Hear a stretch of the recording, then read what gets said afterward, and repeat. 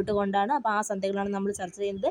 ഒന്നാം ലോക മഹായുദ്ധത്തിൽ വിജയിച്ച ബ്രിട്ടൻ്റെയും ഫ്രാൻസിൻ്റെയും നേതൃത്വത്തിലുള്ള സഖ്യം യുദ്ധാനന്തരം ലോകത്തിൻ്റെ ഭാവി കാര്യങ്ങൾ ചർച്ച ചെയ്യുന്നതിനായി നടത്തിയ സമാധാന സമ്മേളനമാണ് 1919 പാരീസ് സമ്മേളനം.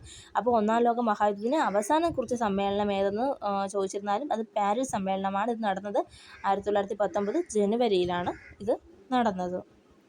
ഒന്നാം ലോക മഹായുദ്ധത്തിൻ്റെ ഫലമായി ജർമ്മനിയും ത്രികക്ഷി സൗഹാർദ്ദ രാഷ്ട്രങ്ങളും തമ്മിൽ ഒപ്പുവെച്ചതാണ് വേഴ്സായി സന്ധി. ഇത് 1919 ജൂൺ 28-നാണ് ഈ സന്ധി ഒപ്പുവയ്ക്കുന്നത്. ആരൊക്കെയാണ്? ജർമ്മനിയും ത്രികക്ഷി സൗഹാർദ്ദ രാഷ്ട്രങ്ങളും തമ്മിൽ ഒപ്പുവെച്ചതാണത്.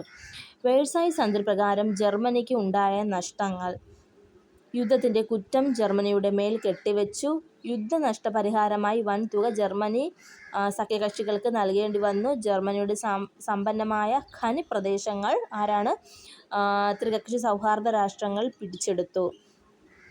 അപ്പം ഒന്നാം ലോക മഹായുദ്ധത്തിൻ്റെ ഫലമായി ജർമ്മനിയും ത്രികക്ഷി സൗഹാർദ്ദ രാഷ്ട്രങ്ങളും തമ്മിൽ ഒപ്പുവെച്ച സന്ധിയാണ് വേഴ്സായി സന്ധി. 1919 ജൂൺ 28-നാണ് ഈ സന്ധി ഒപ്പുവയ്ക്കുന്നത്. വേഴ്സായി സന്ധി പ്രകാരം ജർമ്മനിക്കുണ്ടായ നഷ്ടങ്ങളാണ്. യുദ്ധത്തിൻ്റെ മുഴുവൻ ആരാണ് കുറ്റവും ആരുടെ മേൽ? ജർമ്മനിയുടെ മേൽ കെട്ടിവെച്ച്. പിന്നെ യുദ്ധപരിഹാരമായി വൻതുക ജർമ്മനി സഖ്യകക്ഷികൾക്ക് നൽകേണ്ടി വന്നു. ജർമ്മനിയുടെ സമ്പന്നമായ ഖനിപ്രദേശങ്ങളെല്ലാം തന്നെ ഇവർ പിടിച്ചെടുത്തു. കൂടാതെ ജർമ്മനിയുടെ കോളനികൾ സഖ്യശക്തികൾ പങ്കിട്ടെടുത്തു. ഇതിൻ്റെ ഭരണ ചുമതല സഖ്യശക്തികൾക്കായിരുന്നു. ഈ പ്രദേശം അറിയപ്പെടുന്നത് മാൻഡേറ്ററി ടെറിട്ടറി എന്നാണ്. ജർമ്മനിയിലെ സൈനികരുടെ എണ്ണം 1,00,000-ആക്കി ചുരുക്കി.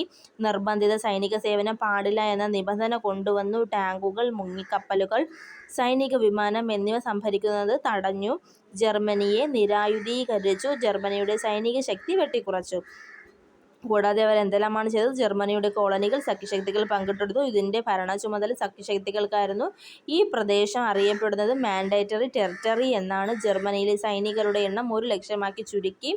നിർബന്ധിത സൈനിക സേവനം പാടില്ല എന്ന നിബന്ധന കൊണ്ടുവന്ന് ടാങ്കുകൾ, മുങ്ങിക്കപ്പലുകൾ, സൈനിക വിമാനം എന്നിവ സംഭരിക്കുന്നത് തടഞ്ഞു. ജർമ്മനിയെ നിരായുധീകരിച്ചു. ജർമ്മനിയുടെ സൈനിക ശക്തി വെട്ടിക്കുറച്ചു. കൂടാതെ യുദ്ധത്തിലുണ്ടായ നാശനഷ്ടത്തിന് നഷ്ടപരിഹാരം നൽകണം. ഇത് $6.6 മില്യൺ ആയിരുന്നു. ഇത് 1921 വരെ നൽകണമെന്നായിരുന്നു. ജർമ്മനിക്ക് പുറത്തുണ്ടായിരുന്ന എല്ലാ ജർമ്മൻ കോളനികളും ബ്രിട്ടനും ഫ്രാൻസും പങ്കിട്ടെടുത്തു. ജർമ്മനി ആസ്ട്രിയ ബന്ധം തകർന്നു. പടിഞ്ഞാറൻ റഷ്യ, അപ്പർ സിലേഷ്യ എന്നിവ പോളണ്ടിന് നൽകി. ഡാൻസിഗ് നഗരം ലീഗ് ഓഫ് നേഷൻ്റെ നേതൃത്വത്തിലുള്ള സ്വതന്ത്ര പട്ടണമായി മാറി. അപ്പോൾ യുദ്ധത്തിൽ ഉണ്ടായ നാശനഷ്ടത്തിന് നഷ്ടപരിഹാരം നൽകണമായിരുന്നു. ഇത് $6.6 മില്യൺ ആയിരുന്നു. ഇത് 1921 വരെ നൽകണമെന്നായിരുന്നു. ജർമ്മനിക്ക് പുറത്തുണ്ടായിരുന്ന എല്ലാ ജർമ്മൻ കോളനികളും ബ്രിട്ടനും ഫ്രാൻസും പങ്കെടുത്തു. ജർമ്മനി